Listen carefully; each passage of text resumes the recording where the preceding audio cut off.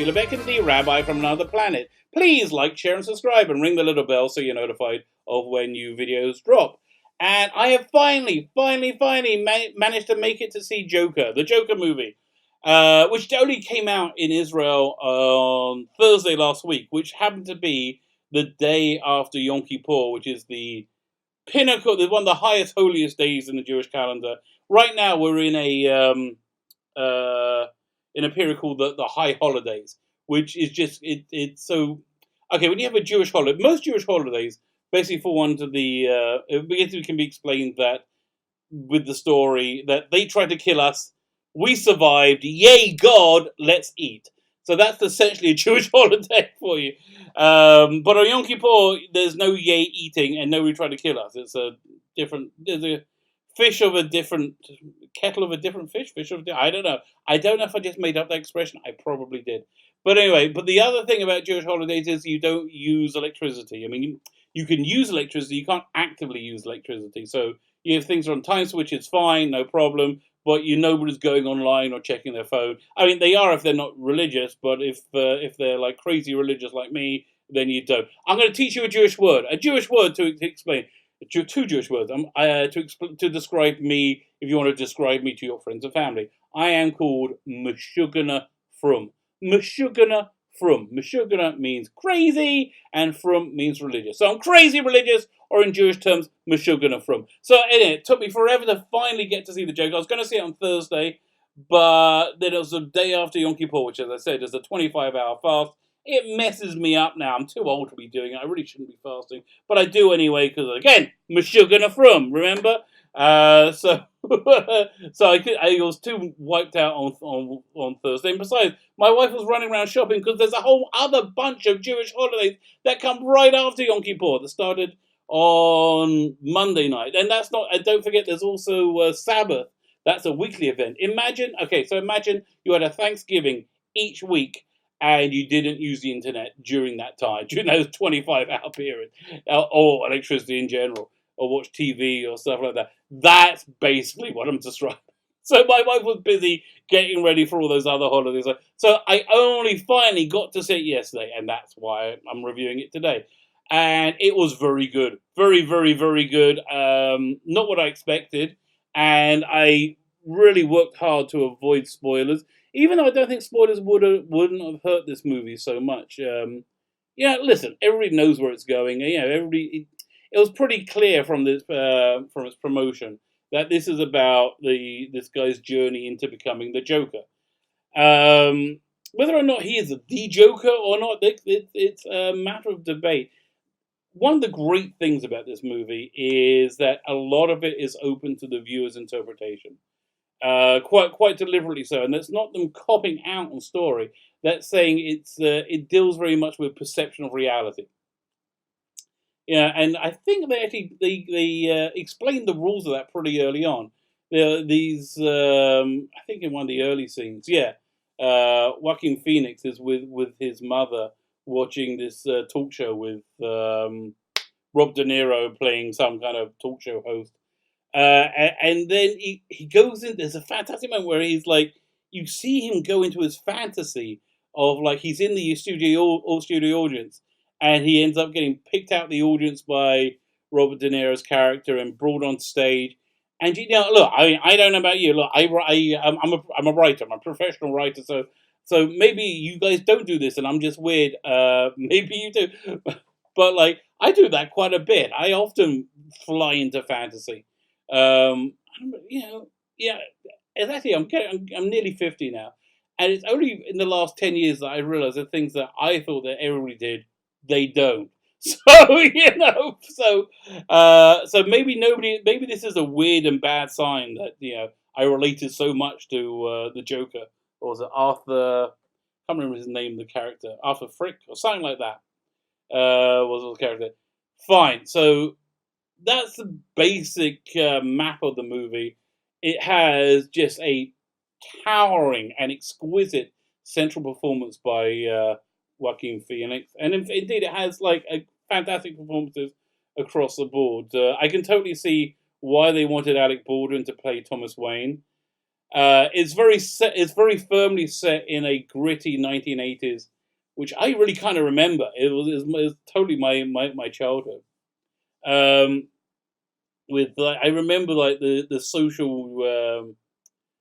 social decay was very big in in the early 80s, which I guess the economic booms of the mid to late 80s came to as a reaction against. But the social decay is palpable. It's almost a character in the movie. And again, you see this guy's the whole plot is this guy's descent into from mental illness to being a sociopath into being a psychopath. And it's a fascinating story. It's only very tangentially connected to the Batman universe, if it's connected at all. As I said, it is possible to watch it and say the Batman connectors is merely this character's delusion, and he's deluding himself that he is the Joker. Or you could read it that this is the origin of the Joker, and by the way, if it is, I would love to see the Batman that comes out of this Joker. But Joaquin Phoenix, it must be nearly mid 40s, nearly 50 now. So he would be in his 90s by the time Batman's in his prime. By Batman's in his like mid 40s, say. So I'm not sure how that would work. Actually, I'm not sure if I want to see any more. I mean, don't get me wrong. His performance was fantastic, and I would love to see another another chapter in this guy's story. Um, I'm not sure if it's a good idea though. Sometimes you don't want to go back to the well, which is a lesson that Hollywood just fails to learn. But like I mean, it's this movie is kind of sad in a way that this, as I was explaining I went with my normie friend. Incidentally, before the movie started, they played the trailers, and they had the Birds of Prey trailer. And my normie friend, who knows nothing about geekdom, he was like, "Why is there no sex appeal in that movie? That seems like a movie that would need sex appeal for people to go and see it, and there's like really noticeably none." And I explained to him, they're avoiding titillating the male gaze. That is what he said. I mean, like, okay, but I don't think anybody's going to go see it. But honestly, I don't think anybody's going to see many of the movies that are coming out over the next year, like the Charlie's Angel movies. No, God, no. Black Widow, almost certainly not. Rise of Skywalker, I'm going to see, but that's like their last swing at the bat for me. That point, that's a good get out point. So yeah, so I get so this. But okay, the most interesting thing about this movie, it's a movie about mental illness, which was itself, in a kind of a meta way, the object of mental illness. In that you had these the blue check marks, these crazy people were convinced that it's going to set off incels into sprees of violence. So here's the truth. You know, the incels they're talking about are, if you're a geek and you've been a geek all your life, there's always been people who sneer at you for being a geek. And so now the people who sneer at you for being a geek are eager to take over geekdom and continue sneering at you. So they take over geekdom, make it unrecognizable, make it unwatchable, unreadable, sneer at you, and now they come up with a new word for you. They call you incel. Which is really, and I don't see how this movie would trigger anybody to violence more than a face flannel falling off a shelf would trigger anyone to violence. Yeah, if you're crazy, this movie may make you be violent. But if you're crazy, a bottle of water may equally make you violent. Fine, so I think that's all I can talk about without getting into spoiler territory. Let's get into spoiler territories. And what I really loved about this movie is it left me with a lot of questions. And it left me with a lot of questions. Like a lot of times, when the movie leaves you with questions, they do that because they've been very lazy. If you watch Star Trek Discovery, and that doesn't leave you with questions. It just has like insane plot hole after insane plot hole after insane plot hole. No, this movie is taking the viewer on a journey, the journey of Joaquin Phoenix's character. And again, you don't know how much of it is real or not. I mean, I could okay. Here's the rule that I had. Again, spoiler alert. Zazie Beetz is in it, and she's fantastic. For the second time, she's won the best things in a superhero movie. I believe she was in Deadpool. What she play? I can't remember Domino. Played Domino in the Deadpool movie, and she was in this. And towards the beginning, the first third, he strikes up a relationship with her, and they go on a date, and things go well, and they get together. And I'm thinking to myself, you know what? She is way too together and nice to go out with this guy who's clearly mentally ill. He is clearly mentally ill. And again, that's just another nod to the incredible performance of Joaquin Phoenix. Um, so I was kind of thinking, oh, that's a delusion. And they revealed that, like 2/3 away in the movie, no, that whole relationship was delusional. When he, in his delusion, and they get a fantastic scene, he wanders into her apartment thinking she's his girlfriend after he's had like a really awful experience. Yeah, this movie does have lots of awful experience. Oh, we're in the spoiler section. You all know that. And he's like sitting on the couch and she's terrified that this crazy person has wandered into her apartment. Who knows what's going to happen to her or a child? And the thing is, you never find out. He may well have murdered her. There's a lot of things you never find out. At the last scene, I think the last scene is when he truly did become the Joker, and he's running down the corridor of the insane asylum, I'm assuming it's Arkham, with bloody footprints. Now, those footprints, they may be an expression of his delusion. He may have murdered the psychiatrist who was talking to her. That psychiatrist may or may not be real. She seemed to be the same psychiatrist that was his daycare worker when earlier in the movie. Again, I'll have to see it again to be sure. It could be that the whole Bruce Wayne connection is a fantasy in his head. He may be Bruce Wayne's half brother, and it was hushed up by Thomas Wayne.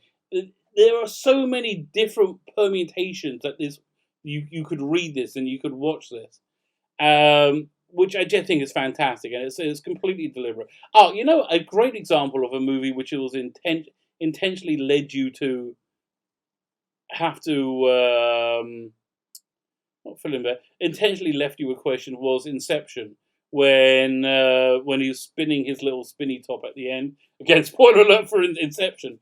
And does it start to wobble and fall over just before the title start or not? But again, it's wonderful to have a filmmaker make an adult movie, and I say adult movie, not not porn, but make a movie for grown-ups that leads a grown-up through a grown-up progression. And when you got into the last third of the movie, you had standout scene after standout scene. The murder of this fellow clown it came out. No, I mean you could tell something was going to happen, but the way they realized it was fantastic. And the little midget clown. I might not say little midget clown. That's that racist. Who knows? But the midget clown. Oh, you're not allowed to say midget, are you? They don't like this. That is like the N word. I apologize. The short person. Oh Jesus! All these freaking rules. Look, I'm an old person. There's only so much I'm going to learn and remember. The little person.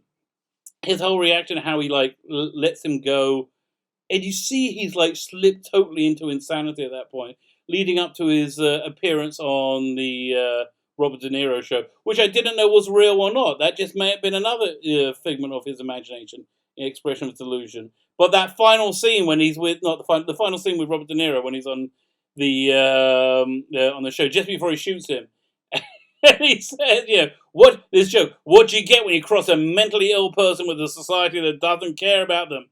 You get what you deserve, and that was just brilliant. So yeah, I left the movie thinking, well, I would love to see the Batman that is made that fits in with this Joker. And I would like to see more of this Joker. But equally, I think this is kind of an exquisite movie, and they should really just leave it alone.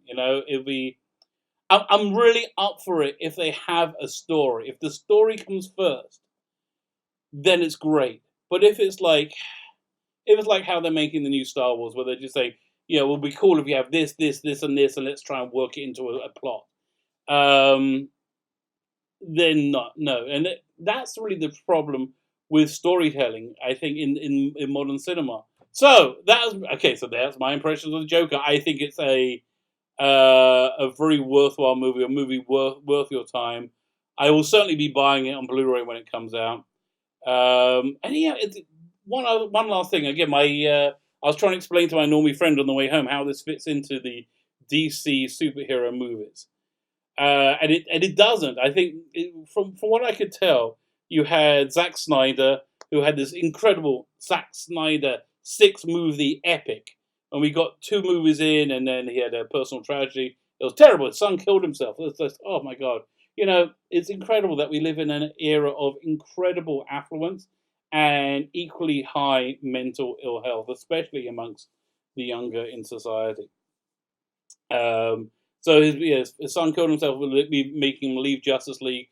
Joss Whedon came in and did a mediocre job with it. But again, we never saw that six movie arc, and so this was part of the second approach to DC movies, where they just said, we're just going to make great movies. I think it was Walter Hamada was running it at the time. Now I don't know this for sure at all, but I think he was probably Me Too'd out the building, so J.J. Abrams could come and take over and do his version of DC movies. Yeah, it was like the other J.J. movies. Going to be a great first movie, whatever that's going to be. Although that Batman movie doesn't look good to me, but it's going to be a great first movie, and then go, like it does with all his other franchises that he devours. He's kind of like the Galacticus of franchises in general. It comes and devours them and spits them out. Anyway, I've waffled on for long enough. My name is Fila Bekin, the rabbi from the planet. I hope you enjoyed the Joker. I hope you saw the Joker. I hope you enjoyed this review of it. Please let me know what you think. Put your comments in the comment section. Like, share, and subscribe. Thank you for listening.